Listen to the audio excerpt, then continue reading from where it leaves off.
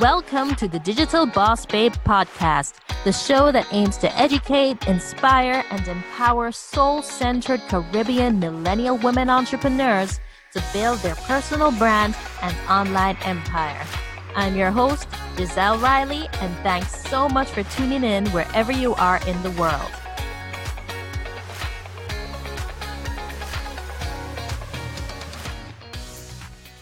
Heidi Lynne Kurter is an HR consultant and leadership coach collaborating with global leaders from startups and Fortune 500 companies. She helps individuals, businesses, and organizations gain the confidence to become better leaders for themselves and their teams. Heidi's clients have tripled their revenue growth and gained attention from some of the largest names in business and media. Aside from being a Forbes contributor, her impactful work has been showcased in Fast Company, MSN Money, Glassdoor, CareerBuilder, Association Talent Development, and over 50 other powerful outlets. Hey, Heidi, welcome to the show. Hi, how are you? I am doing fabulous, and I'm really excited to have you on because you have so many nuggets of wisdom when it comes to leadership and storytelling and business. Woo. I'm pumped. Me too. I'm so excited to be on. So, Heidi, tell us about yourself. Where are you from? What's your story? Who is Heidi? Yeah, great question. So stay with me because it's going to be a little bit of a journey, because it's not a simple, clear-cut answer. So my name is Heidi Lynne Kurter, and I am a paid Forbes contributor where I write about HR, leadership strategy, and workplace cultures. I'm also a leadership coach where I primarily coach women executives, women in business on how to show up, right? So maybe that's mindset, putting themselves out there, better time management, things like that in their life. And I'm also an HR consultant where I go in and I do recruitment and onboarding strategies to create better workplace cultures. And I also speak about all of these topics. Yeah, so that is me in a nutshell. And right now, I am currently back in America after spending 13 months in Europe and 18 months in Asia. So I just move every 12 to 18 months. And it's been like this for 5 years. What gave you the globetrotting bug? I was in a relationship. A really, really bad relationship, and I needed to get away because breaking up just wasn't possible. It was just a really abusive and toxic relationship. And one incident happened, and I just remember I was like living on the bathroom floor for a week, and it was just such a low moment in my life. And I just like looked around and I was like, what am I going to do from here? And I was like, why don't I just book a ticket to go travel abroad, because I already lost myself in this 5-year relationship, the lowest point right now in this relationship. It's clearly never going to get better. Why don't I just go abroad? And I've been abroad many times before. I've lived abroad before with my family, but this would be my first solo trip. That was 5 years ago, well, a little over 5 years ago. And I just remember like I booked this ticket, and the day of the flight, I hired movers. They moved everything out of our apartment while he was at work, and I put it in a storage. I boarded my flight, and I spent months abroad just backpacking. And that was just so eye-opening to me. And that's where I felt free. Like I was released from this jail of a relationship, and love ever since. Thanks so much for sharing that, Heidi. I mean, one of the many things I love about you is that you just let everything hang out. You're not afraid to be vulnerable, and that really connects with so many people. Was it hard for you initially to just become a storyteller in that way, or was it just always natural to you to just share it? That was difficult. So before the relationship I just talked about, it was much worse than that relationship, to the fact where I had to testify in court and actually to go into hiding. Wow. And I remember, again, I was just thinking like leading up to the court date, and I was just hiding out. Like I had to change my entire life. And I was like, I can't believe that this is my life. And there are women out there that are putting up with it, and they don't have, they're too scared to go through with the trial and this and that and the other thing. So at that point, I started speaking up and I started speaking louder, and people were like, you better watch yourself because you already know what happened, like leading up to the trial, because his family was coming after me and stuff. So it was like a really intense moment. But I was like, you know what?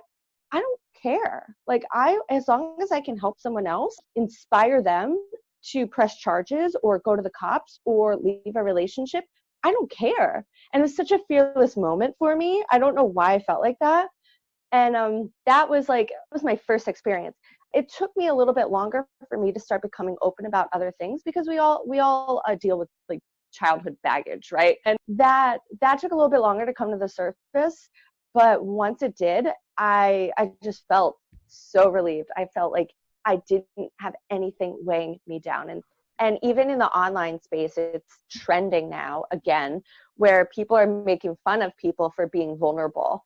And I called this out in someone else's group, and I was like, how dare you attack someone for opening up about something personal so that they can help someone else? They are doing that from a selfless place. Like, how dare you do that? And it's just mind-blowing to me that somebody would attack someone else for their personal story, for what they went through, and in an effort of telling that story to help someone else. Heidi, you're obviously not just a business as usual kind of gal. You're a disruptor, right? So Yeah. where did the passion come from to enhance corporate cultures? I've always had a love for enhancing corporate cultures, and it wasn't until I was bullied in the workplace by my boss. And I have an HR background. Yeah, I have an HR background. So I was bullied by my HR boss. And yeah, imagine this, right? Like, who do you go to then, right? Like, who do you go to? Yeah. So it was an intense situation. And I remember all the feelings I felt. I was embarrassed and mortified and humiliated. I was, my whole life, it affected every single area of my life. And at that moment, it came to a point where I finally had stood up to my boss. I stood up to my bully, and she had given me an ultimatum. She didn't like that I had told her that I was uncomfortable, I didn't like this, and I wasn't going to put up with her comments anymore. She just looked at me and she said, well, you have 24 hours to decide. It was less than 24 hours. You have 24 hours to decide if you're going to quit or we'll fire you. And it was just, I felt so backed into a corner, because I should be happy and proud I stood up for myself, right? But then the same aspect, it was like, well, I have nothing else lined up, because I was too busy trying to manage walking on eggshells and do my job, because she was withholding information from me and making my life difficult in work. I was trying to do my job correctly and walk on these eggshells, that I didn't have anything else lined up. And I was thinking, there are so many other people out there that are going through this or something so much worse than this, and they're putting up with it because they feel stuck and there's no other option. So what I did is I started using my platform. I started writing articles for Forbes, right? And I was using my Forbes articles, and I started using my LinkedIn platform.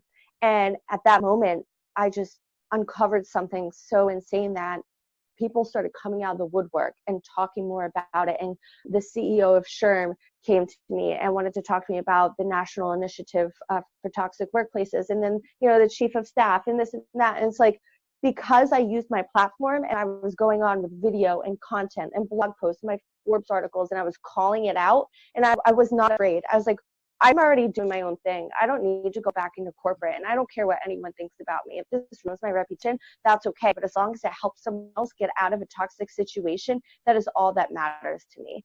And it's so funny, because my grandmother is like, you are a really bold individual, because you literally just have no care about yourself.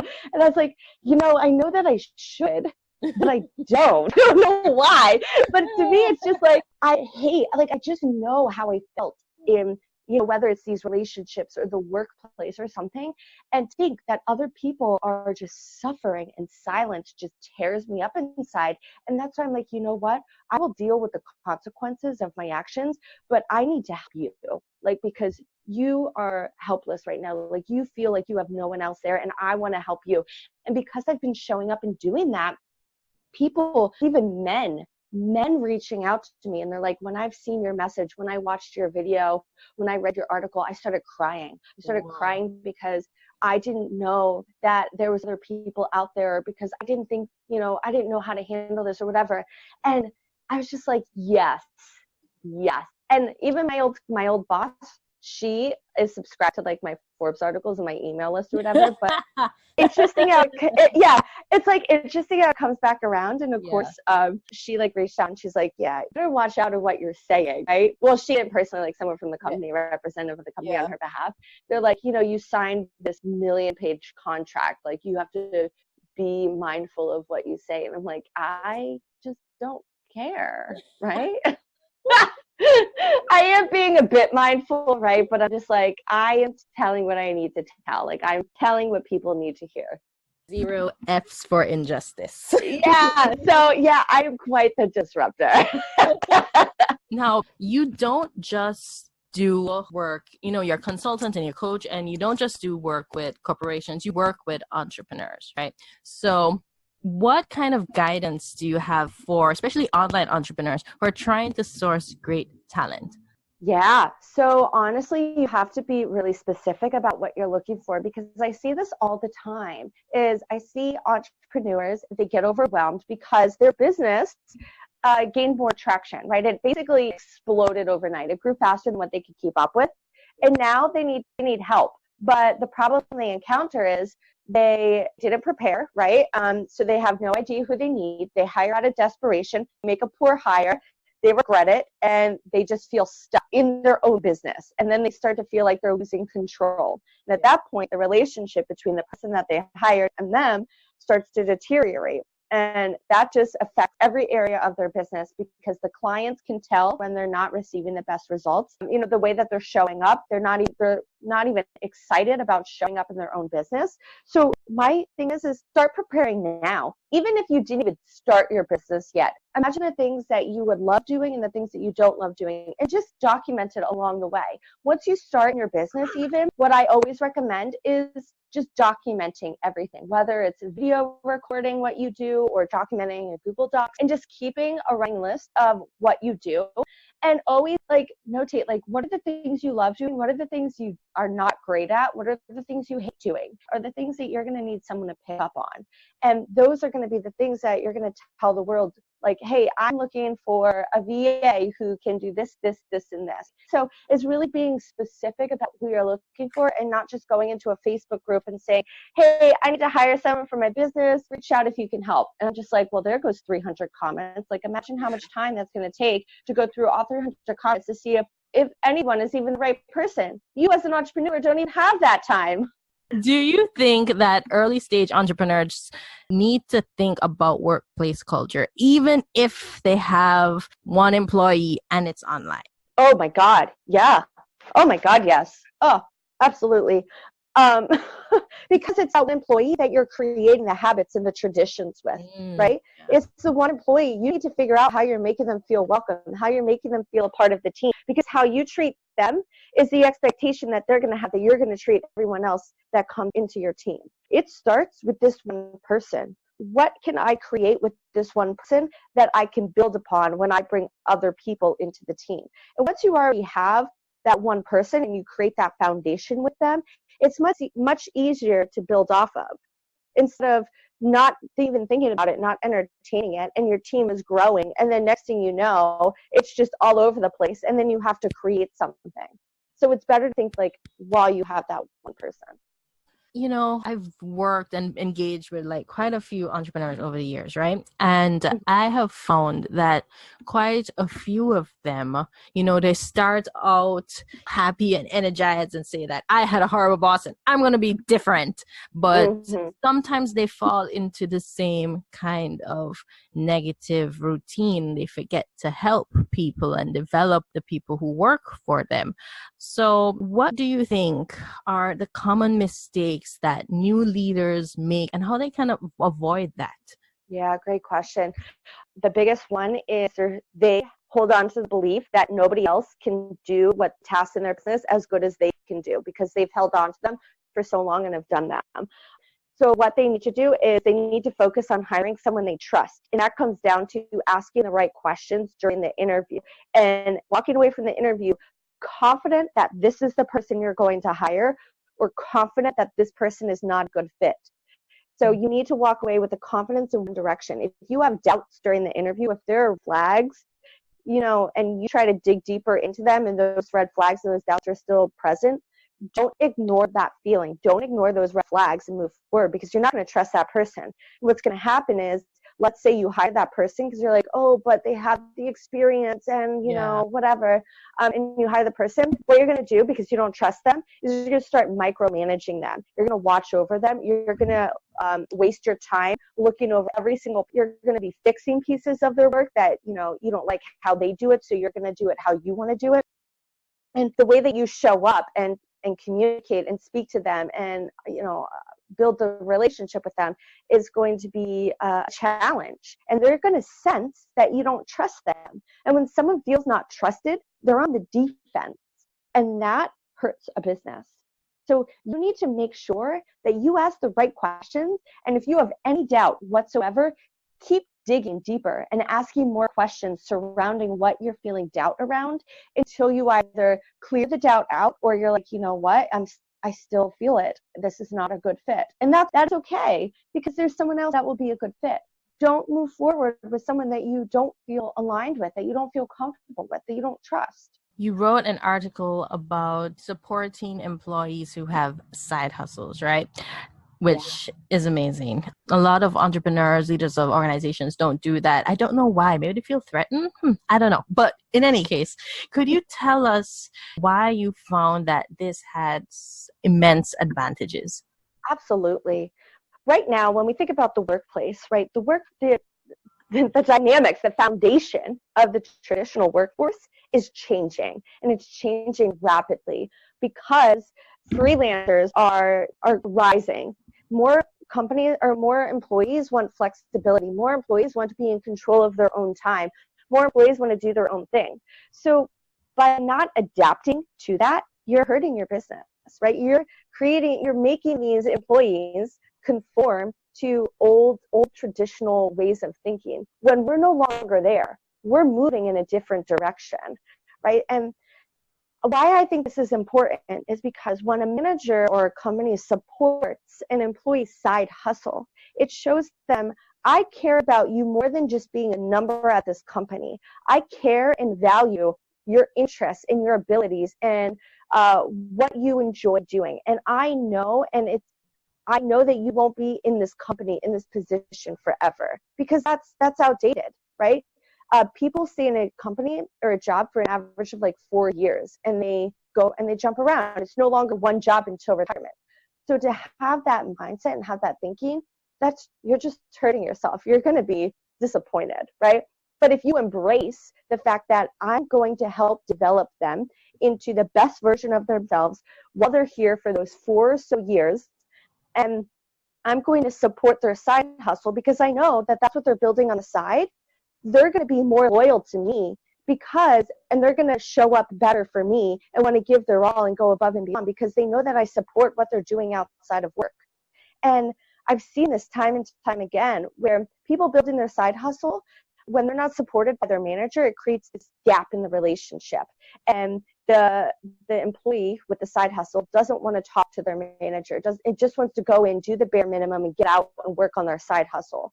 But when a manager supports that employee's side hustle, the employee feels open and comfortable talking to the manager about it and saying, hey, this is what I learned, this is what I'm doing, or whatever. And then the manager's like, oh, you're learning this? Oh, maybe I can cross-train you in this, and this would be great for our company too.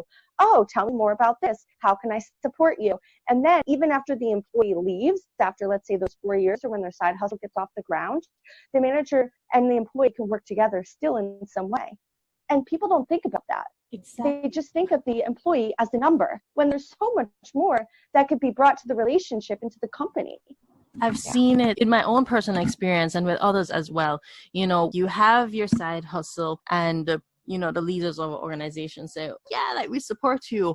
But then, you either hear through the grapevine that something's going on, or they come to you and say, well, you really can't do this because maybe it will be in conflict with your role. I'm like, really? But they need to think long term. They need to think that they're building brand ambassadors as well. It was interesting because I I was working with someone, and when they reached out to me to bring me on board for the company, I said, I write for Forbes, right? Like, I'm a paid Forbes contributor. Oh, okay, yeah. We went through the contract, blah, blah, blah. And I said, I'm going to continue writing for Forbes. Yeah. So I get on board, and it was, I don't know how much long later, but not long later, and they come to me and they're like, yeah, you're going to need to cut your contract at Forbes. And I was like, well, this will be my last day then, because that's not happening for you. And I was like, I'd like to know why. And they're like, it's a conflict of interest. And I was like, so how about you go through and read every single Forbes article that I've written while helping you and tell me where it was a conflict of interest. And they literally could not do that. And I was never can. No. I was like, if it were a conflict of interest, I get it. But I have been avoiding writing about your competitors that have been approaching me, because we're in a contract right now. So obviously, like, I'm aware that, what to do and what not to do. But to write about human resource topics in general to educate people, that is not a topic. If that's not a conflict of interest, because you might as well tell me to stop going to goddamn networking events too, and talking about HR, right? Oh, I get so fired up. I have an idea of how you do it. I think it's just by being real, but I don't want to, but you tell me, how do you attract so many amazing opportunities for your consulting and coaching business? Yeah, good question.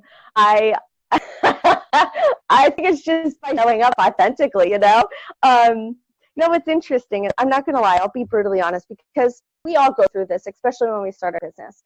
When I first started my business, I didn't trust myself. I didn't have confidence in myself, right? And the way that I showed up was so inauthentic, because I didn't find my own voice yet. I didn't know who Heidi was. I was still on that journey. And I was still bottling up my stories and all that fun stuff. And I didn't really have I didn't have a growing audience, and I couldn't figure out why. And then I just remembered that the top popped off, and I was just blowing it all out. I was like, you know what? I'm going to just tell the world what I have to offer. Take me or hate me. I literally just don't care anymore, because I love myself. And it took a while to get to that point. It wasn't overnight. And since then, since I've been just showing up raw, that is how these companies and these organizations and these major people have just been coming to me, and they're like, I just love your energy. I love your story. I love your content. I love what you're saying. So let this be a lesson to anyone that's listening. If you're struggling with who you are, how you're showing up, and you think that who you are as a human, that nobody will like you, trust me, I thought that if I exposed the real Heidi and all the flaws and all the things that I went through in my life, that I would be deserted on the internet, that I would be a nobody, that people would make fun of me, that I had nothing to offer. Complete opposite. You will be amazed by people that just start coming out of the woodwork, and people that even maybe they hated you in high school, or you were an acquaintance, but you're random friends on Facebook or something, and they'll be living in your inbox. I respect and admire you. Oh my God, thank you. And then they start referring you to people. And that's how it's you just have to be authentic, because authenticity is what attracts people. People can tell when you're bundled up, when you're hiding something, when you're not being true to yourself. So keep that in mind. And a thing that I always tell people is just start by one story, start by one topic, start talking about something that happened to you, and see how people respond to it. You'll be surprised. And the interesting part is there's been so many people that have come to me and are like, oh, well, I'm a domestic violence survivor as well, but you're already talking about it. So what do I have to offer? And I'm like, you and I are in the same room telling the exact same story, not the exact same story, but a story of domestic violence. There's people that are going to relate to your story that don't relate to mine, and people that relate to my story that don't relate to yours. And it comes down to the little details, how you speak about it, what your personality is, who you are as a human, the words that you use. And that's what people resonate with. It's sort of when you think about Nike and Adidas, right? They're both shoe companies. They're both, sportswear, athletic for athletes. And, but some people resonate more with Nike than they do Adidas. And it's you just have to think about that. You have a story, be vocal, tell people. They're waiting for you to tell it. If you were down to your last $100 in business, how would you spend it? That's a good question. I was down to my last $100 in business. Oh man. I think, oh my God, I don't know how I would spend that. But that's good that you don't know, because it means that you're doing the right things without spending money. All I can think about, the only thing that comes to mind is if I'm down to my last $100 in business, I would probably just book a really cheap trip to clear my mind, because at that point I'm probably really stressed, and I do better when I'm in a better headspace. And that's the only thing that keeps popping up, but I don't know how I would spend it. That's deep. Free the mind, and then you can get centered and know where you need to go. Yeah. Oh God, yeah. I don't know. Heidi, even before Forbes, right? You have been writing and been featured in so many other publications. What advice do you have for our audience who want to get themselves out there, get their work out there and be featured? Oh, absolutely. Biggest piece of advice is anticipate rejection, because when you anticipate it, it's easier to look at it differently. And what I mean by that is, when I first started writing and I started pitching publications, my confidence started growing, because I was like, oh snap, like I'm getting in this and I'm getting in this, And then I just remember I pitched Entrepreneur, and I got the most brutal rejection. Oh my God. that should have like crippled me, right? And at that point, honestly, I was just like, wow, okay. And immediately I just took that. I took the rejection, and I said, you know what, Heidi, I'm going to spend 1 month working on my writing, head down. And what I did is I spent an entire month, and I hired someone, and I had them review my writing. Like, I hired another editor, and I was like, you're going to review my writing. I'm not publishing this content anywhere, but I'm just going to keep writing, and I need to like get the way that I write better. I need to utilize the feedback so that I can improve my writing. And I spent 1 month doing it until I was absolutely comfortable and confident in my writing, and I repitched. And there's so many people in that situation that they would have been like, oh, okay, well, I've been already publishing here and here. You know what? I guess this isn't meant for me. I'm going to walk away. But you have to anticipate rejection and use that rejection as a learning lesson. Use that feedback to improve yourself. Do not give up. Keep pushing. I love that. Well, I'm going to share a little personal story. Well, there's a guest that I wanted, right? Well, I always feel a little bit nervous when I approach, fabulous women to be guests on my show. But there was this one person, I had sent them a message, and they were taking a really long time to answer me. Yeah. And I felt so insecure. Oh no. The message. So they didn't see, okay, fine. They won't ever see it. I took it off. It was like an Instagram DM. And like 2 minutes after, I see them post something that said something like, if you're afraid of rejection, you're not empowered that much by your mission. And I'm like, oh my gosh. That really got me. And it was the same person. Whether or not they actually saw it, maybe it was a coincidence, but I felt so horrible about myself, because I'm like, no, my mission is more important than my stupid insecurity. What have I done? Anyway, I approached them again, and they weren't able to do it. But the fact of the matter is, you can't give up. You have to be able to accept no's, and you have to be able to accept feedback. Exactly, hands down. And I was talking with someone, I think it was yesterday, and they were just like, I was like, trying to get a feel for the direction of, their business and stuff like that, and how they manage rejection. And they're like, oh, I'm not going to handle rejection. Like the answer they gave was just like, what? And I just said to them, I was like, are you sure you want to start a business? And they're like, yeah, absolutely. And I was like, well, if you're going to start a business, you need to work on your mindset, because rejection is going to hit you all over the place. And that if you can't handle that, and you don't want to believe that it can happen to you, you're going to fail. You're going to fail, because you're not going to know how to pick yourself back up. And it's going to hit you like a ton of bricks. But if you anticipate it, you know how to deal with it. And then you can work past it. But to like assume that you won't get rejected, like that was just like, oh, okay, well, good luck. Live in that world. Yeah, right? Like, God. I have enjoyed talking to you so much. Thank you so much for hanging out with us. And I know you have a great resource on your website. So could you tell us a bit about that? Oh my God, yeah. So it's a workbook to help you hire. Maybe it's your first person, or maybe you just want to start putting a process into place, but it's how you can hire a team member for your business. And this is so exciting because it also walks you through like the red flags you can anticipate that you shouldn't look over, the tasks that you should unload onto the person that you hire, the ones that you should keep on, and just walks you through everything you need to know. And I'm also creating an ebook right now that goes so much deeper into it, like giving you the exact questions you should ask, all that jazz. So the resource is a great starting point if you want to figure out, I don't know where to start with hiring someone for my business, but I know I need to.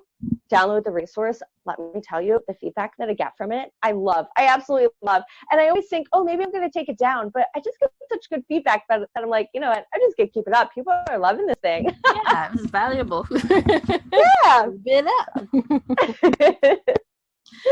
Thanks again, Heidi. Can you tell us where our listeners can reach out to you? Of course. You can follow me on Facebook. So it's facebook.com/Heidi Lynne Co. And it's LYNNECO. Or you can follow me on my Instagram, which is the same thing, or my LinkedIn if you're really interested, because I dive deeper into issues there. And that is LinkedIn. You can find me Heidi Lynne Kurter, Kurter. Thank you so much. And it's been a real pleasure. This is like a deep topic in terms of leadership and culture and mindset and all that. It would be an honor if you'd be a guest in the future again. I'd love that. Yeah, just let me know. Thank you, Heidi. Of course. Thank you for having me. And thank you, everyone, for listening. If you want to know more about Heidi, you can check out the links below the recording. Thanks again for tuning in to the Digital Boss Babe podcast. My name is Giselle Riley. We'll talk again real soon. And remember to keep shining. Hey, before you go, was there a nugget of wisdom that you gained from this episode? Please tell us about it right now by leaving a rating and review on iTunes so that more people can benefit from our content. You may even get a shout out on one of our upcoming episodes. And make sure to subscribe and share this episode. Are you a digital boss babe or aspiring to be one? Show us how you're rocking your business by tagging us on Instagram at the Digital Boss Babe Podcast. Thanks again for listening, and remember to keep shining.